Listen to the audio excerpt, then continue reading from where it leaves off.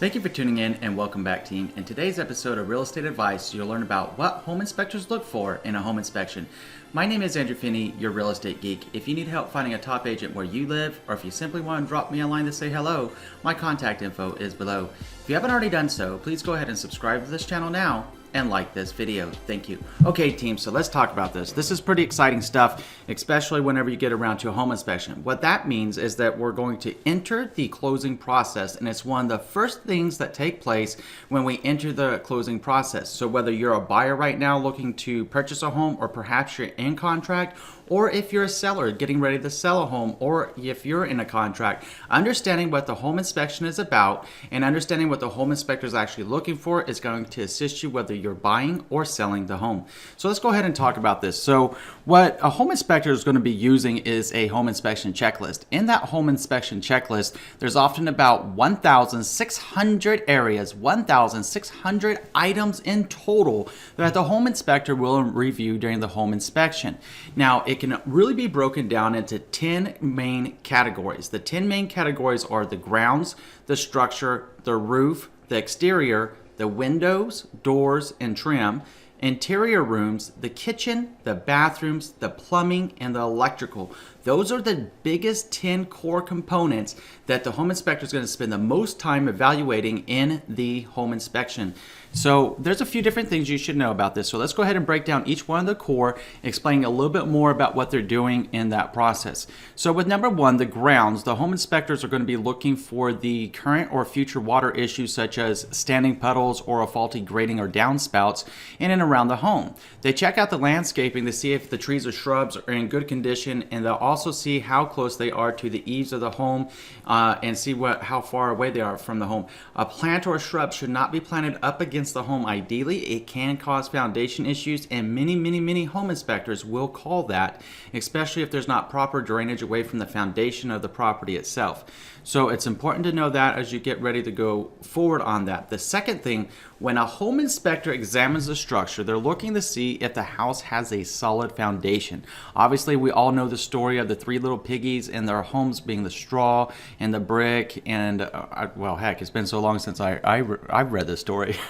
So I remember there's a straw, a wood, and a brick. So there we go. Those are the three types of home. So we want to make sure, like the brick home that withstood the windstorm from the fox, that the home is going to be on a solid foundation and actually be able to not fall down on you.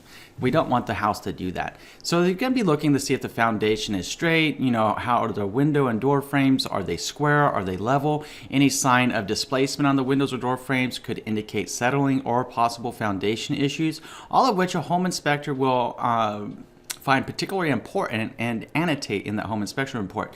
When it comes to the roof, the home inspector is going to be looking for defects in shingles, flashings, and fascia, or if you have like a brick roof, or if you have a shingle roof, if you have a tile roof, what have you, then they're going to be looking to see how many broken tiles are on that roof. Are they out of alignment? They're going to take pictures of all of that stuff and show it to you in the home inspection itself. They're also going to be looking to see if there's any drip signs or moisture staining on the inside of the ceiling and also in the attic itself that would indicate other issues. They'll also take a look at them to see if there's any loose gutters or defects in the chimneys and skylights to ensure there is no water penetration going in those areas.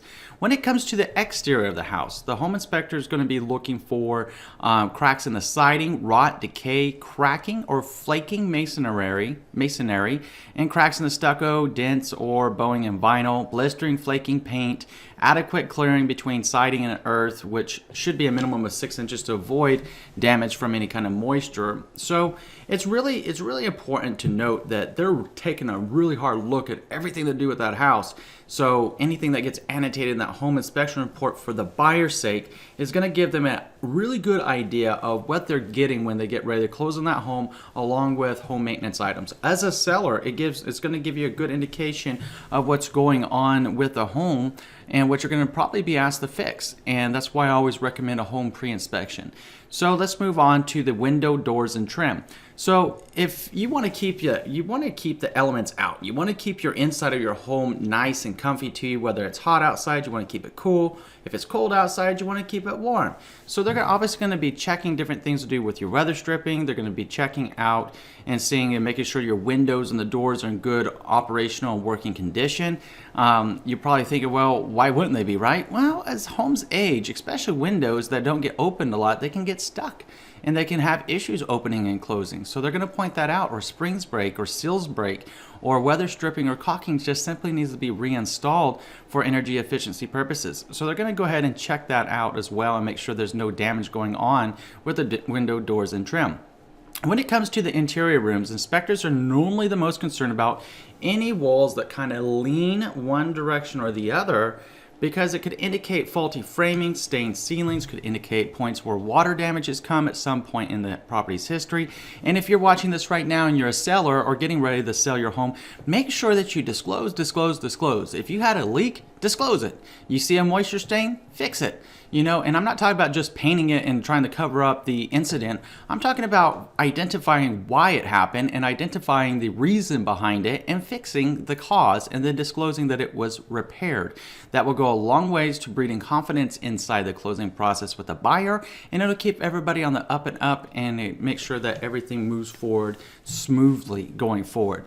So they're going to be taking a look at that. They're also going to be taking a look at the heating vents, the cooling vents, and they're going to examine, and you'll notice a lot of times at home inspection reports, they have like a thermostat gun where they just point it up at the air duct, and they're doing a couple of different things. Number one, they're going to be checking the cooling, and number two, they're going to check the heating. They're going to be looking for a certain differential. Now, from the conversations I've had with the great home inspectors that I often work with home buyers here in Las Vegas, generally somewhere between a 20 and 25 degree differential, more ideal is like 20 degree differential, indicates good performance. When it starts going less than that, there's a problem. When it starts going more than that, there's actually a problem too. I actually saw one of those in a recent home inspection report, and I was a little bit baffled. I asked the home inspector, I said, you're saying that 20 degree differential is optimal, right? And he said, yeah, that's correct. I said, and you're noting that this one's like 27 degrees differential, and you said there might be a problem. What does that exactly indicate? And he said, it's hard to say without calling in an HVAC professional, but from his experience, having the house cool down more than it should outside of those differentials would generally indicate that there might be a refrigerant leak and the unit is actually working harder than it should. Or there might be a hole in the duct. I thought, that's kind of interesting. Normally when you think of AC, you're like, the more it cools, the better, right? Well, I guess that's not always the case. So if that's the case, then, and you're seeing it in your home inspection, call out an HVAC professional and get it examined and make sure everything's on the up and up there. So then when it comes to the kitchen, a home inspector is going to want to make sure the range hood works for proper exhaust, and also to vent the cooking, that nice wonderful cooking smell that you're putting in your home, and venting it outside so that it has time to clear the property as well. They're also going to want to be checking something, and this is a really common thing that comes up in home inspections as one of the things that need to be fixed. It's a very, very simple thing to test. It's extremely simple to do, and it has to do with what's called a Gfci protection outlet. So a Gfci actually stands for ground fault circuit interrupter. So ground fault circuit interrupter. And what it does is it protects outlets that are within 6 feet of a sink for water. So if water gets up in the outlet, it doesn't cause any electrical damage, it doesn't cause an electrical fire, it doesn't cause any issues. It automatically kicks out because it has like a little breaker in there that's going to interrupt the flow of electricity and keep you and your home safe in the process. So they will be wanting to check that. The next thing they're going to check is under the kitchen sink and make sure that you don't have any dripping going on in there. They're going to check out the dishwasher, make sure that it has a proper air venting, and also make sure that there's no drips going on with the lines. They're going to check out the kitchen and even the appliance in the refrigerator. They're going to be checking the water line into it to make sure it's not dripping too. That's another thing that I see that happens sometimes in homes, and people Yeah, I mean, if you're living in your house, you really wouldn't know there was a problem unless you saw water pulling up. But what if it's like a small drip from your water line into your refrigerator and it caused water damage on your sheetrock or your baseboards?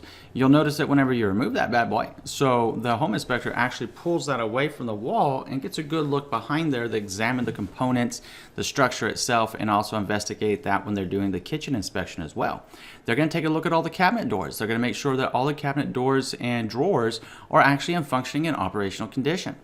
Then they're going to move on to the bathrooms. And when they go to the bathrooms, they want to see that toilets actually do something really interesting. They want to make sure that toilet flushes. I know it's kind of a novel idea, right? You push the handle or push the button, and they want to make sure it actually works. So they're going to be making sure that works. They're going to check your drainage in your showers. They're going to check your drainage in your sinks. And again, they're going to check underneath those sinks and see if there's any signs of any kind of water damage. A telltale sign of a slow drip situation, by the way, is one that when you see the wood underneath the pipes, if it's starting to stain itself, or if it's starting to lift, or starting to do some kind of buckling or something, it normally indicates you probably have a slow drip or you've had a drip in there, and they will investigate that further. And it is something that if you are selling your home, that a savvy buyer agent is going to take a look at that home report, and they're going to ask the listing agent to get in touch with you and see if you have any knowledge whatsoever of what caused it since the time you've owned that property, or what you did to repair it.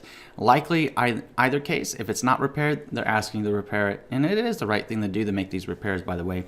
So let's move on. Once I get done with that, they're going to go into the plumbing. Now, the inspector is going to be evaluating pipes, drains, water heaters, and water pressure and the temperature to make sure everything is functioning correctly. Once they're happy with that, they're going to move on to the electrical system, when they will check all visible wiring and electrical panels to ensure they are in good shape, including the light switches that should be working correctly, and there's enough outlets in each room. So a lot of times they have this nice little device that they have. It just simply lights up. They're going to plug it into each outlet. They're going to make any notes of any outlets that don't work, any switches that don't work, and they're going to make their recommendations based upon the 1,600 items that they actually review whenever they inspect a home, broken down into those 10 core components. So if you're out there buying a home right now, what could you do to help the inspector? Well, to help the inspector, you can do a couple of different things. You can bring any concerns that you have up to the home inspector directly when you're put in touch with the home inspector, or more appropriately, bring it up to your buyer agent so that when the buyer agent calls the home inspector to schedule the inspection for you, they can say, hey, we got a copy of the seller's real property disclosure report. I'm sending that over to you along with the property information. And oh, by the way, Bobby and Betty Buyer are curious about X, Y, and Z on this home. They were a little bit concerned because they saw a little bow in the roof, and they want to make sure that wasn't a sign of a plyboard or something going out up there or any kind of damage. Would you take an extra close look at it? Home inspector is going to say, sure, I'm happy to do that. Are the buyers going to attend the home inspection? If the answer is yes, then he said, okay, great, give me some time. Tell them to come by maybe 60 minutes, 90 minutes after I get there, so I have a chance to go through these 10 core components, these 1,600 items in my checklist, and I'll be happy to point out my findings to them, answer any questions they have, and also show them where their water shutoff valves and their main water flow is, and anything that I think as a home inspector would be able to help them out. This would be what a typical conversation with a home inspector would sound like if you were the buyer. Now, if you're selling a home and you're talking about the home inspection, it is really a good idea to get what's called a home pre-inspection prior to going on market, because you can identify all of these things that buyers are most likely to ask you to repair and go ahead and complete the repairs now. Once that's done, you keep a copy of your repair receipts, the invoices, and you put them into your homeowner journal along with a copy of the home inspection report, and you provide it to prospective buyers. It will breed goodwill and it will attract even more buyers, because now the buyers are going to remove that element of fear, then remove that anxiety from their thought process by having a known variable being the home inspection. I say this in many videos, and I'm going to say it again.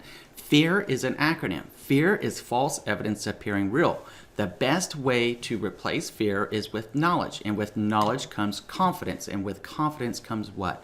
Comfort. When you have all of these things wrapped up in a closing process, it can be very tedious and nerve-wracking from a seller standpoint and a buying standpoint.